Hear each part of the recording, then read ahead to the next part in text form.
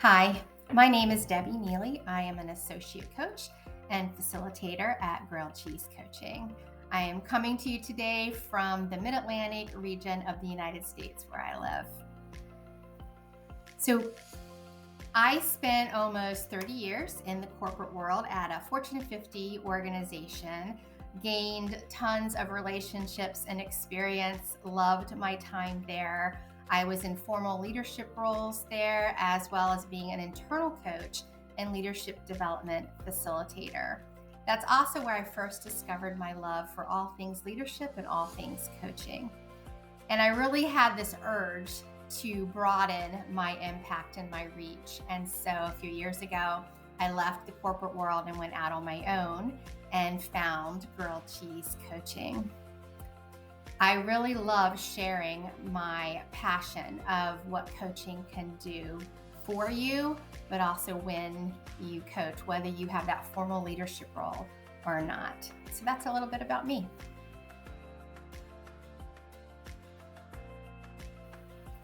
So when I work with individuals, they can be starting from different places. So for some people, that may be that they're feeling stuck. Have you ever just felt like you're just going around and around, swirling in the same space and not making any progress, moving forward, and that icky feeling that brings to you? A lot of times that's where a coach can step in and support you in thinking through that. Where do you want to be? What does that look like? What are all the possibilities and choices that you have that maybe you're not seeing right now?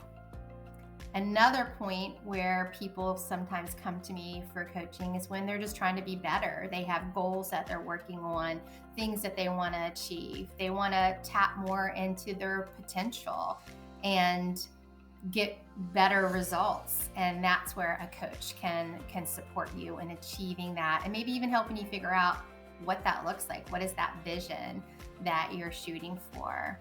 And then I think we've learned over the past few years with all of the change is that having someone to ask you questions and listen to you, to support you when there's a lot of change, a lot of transition.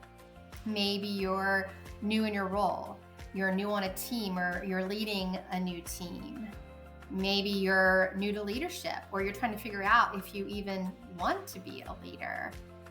Perhaps your organization is going through a lot of change and you're trying to navigate the politics of that, all the new processes and things that come with that, the new relationships maybe that you have to build. Maybe you're trying to decide if all of the changes that have happened have changed the organization so much that you're not even sure how you fit there anymore and what that looks like for you and your future. All of those things are starting points that I have supported other people in moving forward from. The thing I love best about coaching is that we're all on our own personal journey. It is a personal experience. And so where you are and where you want to be and how you get there is going to look a little different for you. And that's where your coach steps in and supports you in whatever that needs to look like.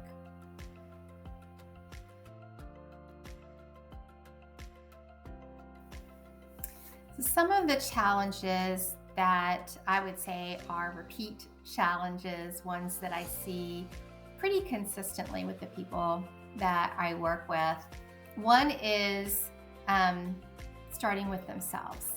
And I always find it amusing because I think sometimes when people come to coaching, they're like, okay, why am I doing so much work on me? I thought we were going to talk about other people and how I'm going to fix other people. But like most things in life, we have to start with ourselves. And so increasing that emotional intelligence, really figuring out who you are and how you want to show up for others is really important. What are your values? What are your strengths? What does success mean to you? How do you personally define that for you? Not what other people are maybe telling you that it should be. How do you build trust with people? How do you learn how to influence? Maybe you're in a role where you need to get things done through other people, but you have no authority over them, or you don't want to use your authority. You want to have a different type of style and empower people versus telling them what to do all of the time. Figuring out what is that environment that you want to create, that maybe safety for people to be able to collaborate and give their ideas and make mistakes if that's what happens, and admit to them, and people not blaming each other. And so that can be a challenge to figure out, okay, how do I do that? And how do I build that? And how do I make people feel that so that I can't do it by myself. So I need to have other people do it with me. How do I navigate the workplace and maybe the culture and things that have been put in place? How do I make sure that I'm not losing focus on my own goals and my own aspirations? Some challenges might be around developing other people, or making sure I'm delegating tasks to them for their development. And if they want to be promoted, how do I support them if I see that skill set and ability in them? And if they just want to be fabulous where they are, how do I support them there and keep them challenged and motivated and engaged as well?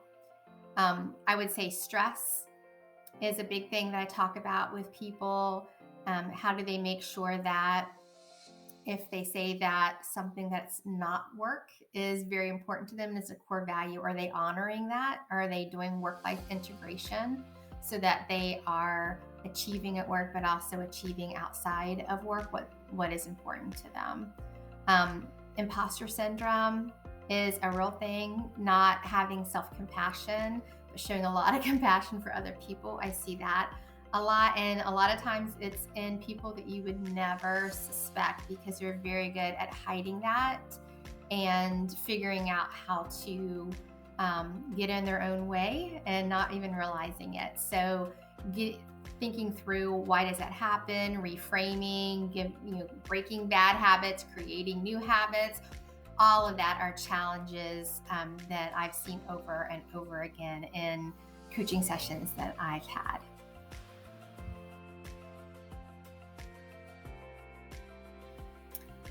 I see coaching as a partnership. So I am going to come to the table and give you a safe space. And how often do we have the time and place where we can just pause and reflect and catch our breath and clear our heads and really think through things, and maybe think about things we haven't thought about yet and celebrate our successes. So coaching is a safe space to do that. And what I do as a coach is I will listen, I will ask questions, I'm going to challenge, I'm going to observe, I'm going to encourage, maybe provide some accountability if that's what we've agreed to. And at the end of the day, what I love to see is when people start feeling their power coming back. They felt powerless. They're feeling like they're empowered again. They're making their own decisions. They're taking action and moving out of fear and moving towards what they really want, and maybe moving towards resolution or out of that stuck place that they've been in. And my most favorite thing as a coach to see is when someone that you've been working with and partnering with starts to just really build their confidence, and they see who they really are, and they just completely embrace that, and they see all the great things in them that I've been seeing all along when we've been coaching. And that's probably my most favorite part of the impact that a coach can have.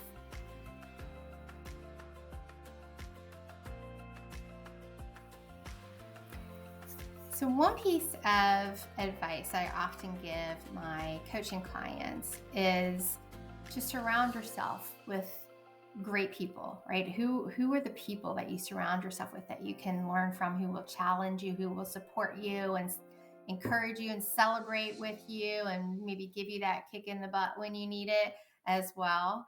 And so I feel like working with GC3 is me taking my own advice. The GC3 team is top-notch. The coaches are top-notch. And so being around people that help you be better because of who they are is a very powerful thing. I would say too, my other favorite part about being a part of the GC3 coach community is the clients I've worked with. I've met so many just fabulous people from all over the world. And they love to learn, and they want to be challenged, and they want to have fun, and they're happy to share their wisdom and pull out the wisdom in the room. And all of that is why I love the GC3 community.